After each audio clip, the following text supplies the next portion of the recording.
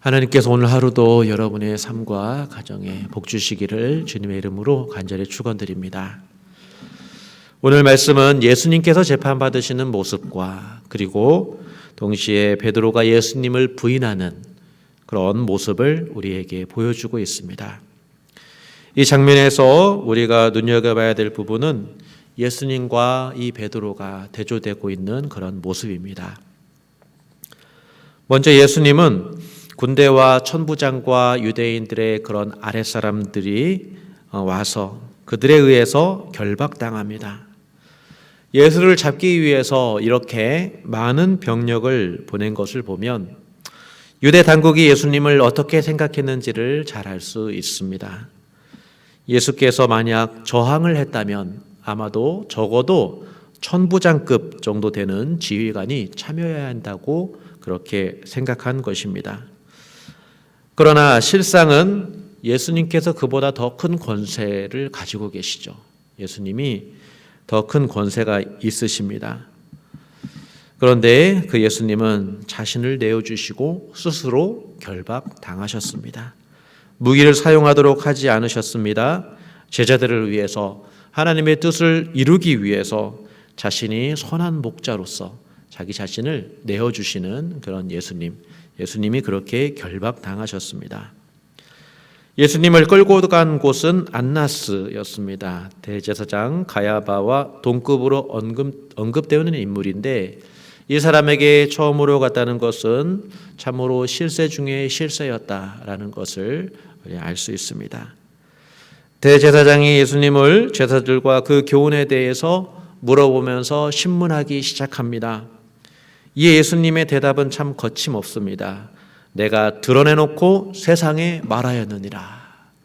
사람들이 모이는 성전과 회당에서 항상 가르쳤고 자기는 은밀하게 아무것도 말하지 아니하였다라고 예수님께서 그렇게 말씀하셨습니다. 예수님은 빛 가운데 행하셨습니다. 빛으로 행하셨습니다. 어둠 가운데 숨어서 행한 것이 하나도 없으십니다.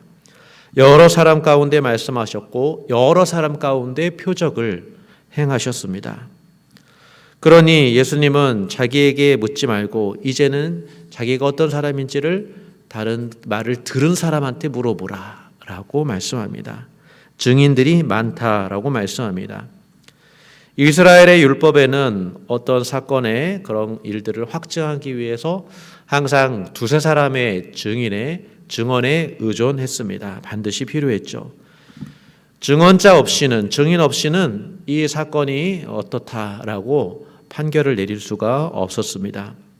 예수님이 누구신지, 죄가 있는지 없는지 그것은 이제 증인들의 손에 달려 있습니다. 21절 말씀에 어찌하여 내게 묻느냐, 내가 무슨 말을 하였는지 들은 자에게 물어보라.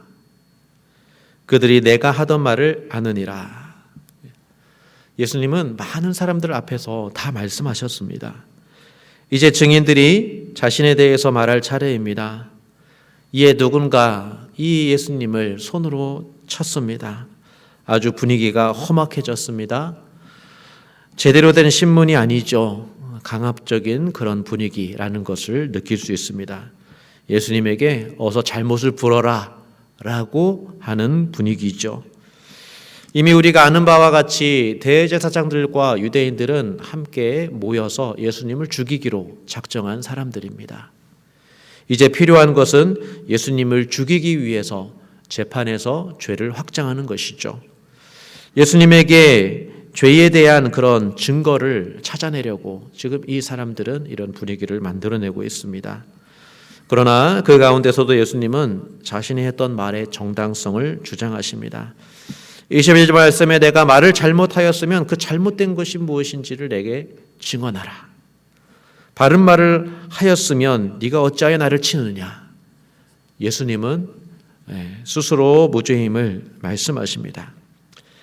예수님은 어둠 가운데 밝게 비추인 빛으로서 행하셨습니다. 다 드러내셨습니다. 예수님은 이제 더 이상 할 말이 없습니다. 증언할 필요가 없습니다. 이제 예수님을 제대로 증언해 줄 사람들은 예수님과 함께 했던 제자들입니다. 예수님을 가까이 직접 보고 들은 사람들, 그들의 증언에 예수님의 운명이 달려 있는데 베드로는 오늘 말씀을 보니 3번이나 예수님을 부인합니다. 당신은 이 사람의 제자 중에 하나가 아니냐라는 질문에 베드로는 3번이나 나는 아니라 라고 대답합니다.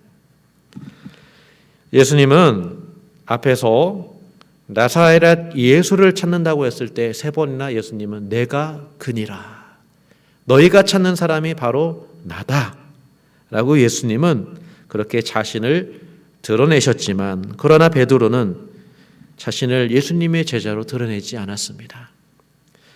예수님을 증언해야 될 제자인데도 그 앞에서 나는 아니라, 나는 그 제자가 아니다 라고 대답했습니다.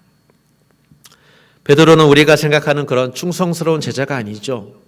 베드로는 이 예수님을 3번이나 부인합니다. 예수님의 재판 장면을 베드로의 부인하는 장면 한가운데 이렇게 묘사한 이유는 바로 그것이 동시에 이루어진 사건이기 때문입니다. 뜰 안쪽에서는 예수님이 신문 받으시고 바깥에서는 베드로가 신문 받고 있습니다. 예수님은 그 안에서 자신을 밝히 드러내고 계시지만 베드로는 그 바깥에서 자신을 숨겨 예수님의 제자임을 부인합니다. 3번 부인한 후에 닭이 울었습니다. 예수님의 말씀이 생각났습니다. 그 말씀하신 그대로, 그 경고의 말씀 그대로 자기는 3번이나 예수님을 부인하였습니다. 자신이 비로소 혈과 육에 불과하다는 것을 알게 되었습니다. 베드로가 예수님을 부인하고 증인되지 못한 이유가 바로 그것입니다. 베드로는 혈과 육에 속한 자였기 때문입니다. 베드로가 겁이 많아서 부인한 게 아닙니다. 베드로는 군대가 왔을 때조차 칼을 들고 예수님을 지키고자 했던, 그래서 싸우고자 했던 그런 용감한 사람이었습니다. 베드로는 영웅심이 있었습니다. 혈과 육을 가지고 예수님을 섬기려고, 예수님을 지키려고 했던 정말 충성스러운 제자였습니다. 그런데 베드로는 이 시간 철저히 깨닫습니다.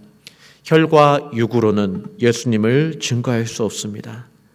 베드로는 이미 그에 대해 예수님이 말씀하신 그 말씀을 들은 것이죠.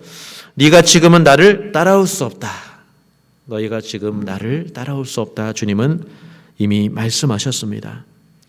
그런데도 베드로는 따라가겠다고 고집했고 예수님이 재판받는 곳까지, 그 앞까지 따라왔지만 결국 예수님을 따를 수 없는 그 베드로, 그 자신을 발견하게 됩니다. 그것도 3번이나 예수님을 부인하죠. 베드로는 이제야 예수님의 말씀대로 흩어집니다. 어둠 가운데에 길을 잃어버린 자가 됩니다. 예수님을 참되게 증언하기 위해서는 혈과 육으로 예수님을 따를 수 없음을 우리는 알아야 합니다. 예수님은 잠시 후에 예수님께서 보내실 진리의 성령, 그 진리의 성령께서 예수님을 증언해 주실 때까지 기다리라라고 이미 말씀하셨습니다. 진리의 성령께서 예수님께서 하신 말씀과 그 모든 행동의 의미를 다 알려주실 때에만이 예수님을 참되게 증언할 수 있었기 때문입니다. 예수님께서 하늘의 참된 생명을 성령을 통해서 보여주시고 혈과 육으로 볼 수 없었던 예수님의 참 모습을 성령께서 알게 해주시기 때문입니다. 사도행전을 보면 베드로가 성령을 받았습니다. 성령 받은 후에야, 베드로는 성령의 인도하심을 받은 후에야 예수님을 밝히 증언할 수 있는 제자가 되었습니다. 많은 사람들 앞에서 예수님을 전파하면서 내가 증인이다 라고 그렇게 드러내놓고 말하였습니다. 주님께서 하신 말씀, 주님께서 하신 모든 행동, 그리고 죽음과 부활, 이 모든 의미를 밝혀 주었습니다. 유대인들이 죄 없는 예수를 죽였으며 하나님이 그를 죽음에서 높여 주셨다는 것을, 그래서 이스라엘은 이제 자신의 잘못을 회개하고 예수님을 구주로 믿으라라는 이 복음의 말씀을 비로소 성령 충만함 가운데 선포할 수 있었습니다. 교회는 사도들처럼 첫 번째 증인은 못 되죠. 가까이에서 보지 못합니다. 그러지만 보지 않고 믿는 자는 더 복되다라는 주님의 말씀처럼 우리는 요한복음의 말씀을 통해서 예수님의 말씀과 예수님의 행하신 그 표적의 의미를 우리는 사실은 더 깊이 볼 수 있게 되었습니다. 이 말씀을 우리가 믿을 때 우리에게 생명이 됩니다. 주님의 말씀을 따라 우리가 서로 사랑할 때 그 사랑 가운데 하나님이 거하심을 우리는 보게 됩니다. 우리는 그 사랑 가운데 주님의 말씀을 믿고 행하는 가운데 하나님을 만나고 하나님 안에 거하고 하나님이 우리 가운데 거하다는 바로 그것을 우리는 알게 되는 것이죠. 바로 우리가 그렇게 살아갈 때 세상은 우리가 예수님의 제자인 줄 알게 됩니다. 우리가 예수님을 따르고자 할 때 베드로처럼 혈과 육으로 따르고자 하면 반드시 실패합니다. 먼저 성령의 인도하심을 받아 예수님을 아는 게 먼저입니다. 예수님이 하나님이 보내신 참된 아들이라는 것을 알고 믿는 것, 바로 그래야 우리가 주님을 신실하게 증언할 수 있는 사람의 조건이 되는 것입니다. 모든 일에는 순서가 있습니다. 주님께서는 그 순서를 제자들에게 이미 말씀하셨습니다. 베드로는 그 순서를 건너뛰려 했지만 실패했습니다. 실패했을 때 그게 실패라는 것을 깨달으면 그것은 지혜가 됩니다. 오직 주님이 주시는 성령이 우리를 참되게 제자되게 하신다는 그 말씀은 오늘 우리에게도 여전히 유효합니다. 바로 이 말씀이 성령의 충만하심이 우리와 함께 계셔서 우리가 참된 주님의 증인 다 될 수 있는 그런 오늘 하루의 삶 될 수 있기를 우리 주님의 이름으로 간절히 축원드립니다. 우리 기도하겠습니다. 살아계신 하나님 아버지, 우리가 혈과 육이 아닌 성령의 인도하심으로 주님을 따르는 제자, 주님을 따르는 교회로 살게 하여 주시옵소서. 받은 성령 아버지 우리가 무시하지 않고 들려주시는 말씀 우리가 듣고 믿어 서로 사랑하며 살게 하여 주시옵소서. 성령의 인도하심을 따라 살게 하여 주시옵소서. 오늘도 우리의 삶을 붙드시는 주님을 아는 것이 우리의 힘과 능력인 줄 믿습니다. 이 주님을 붙들며 사는 온 성도들의 삶과 가정에 주님께서 힘을 주시고 위로로 함께하여 주시옵소서. 예수님의 이름으로 기도드립니다. 아멘.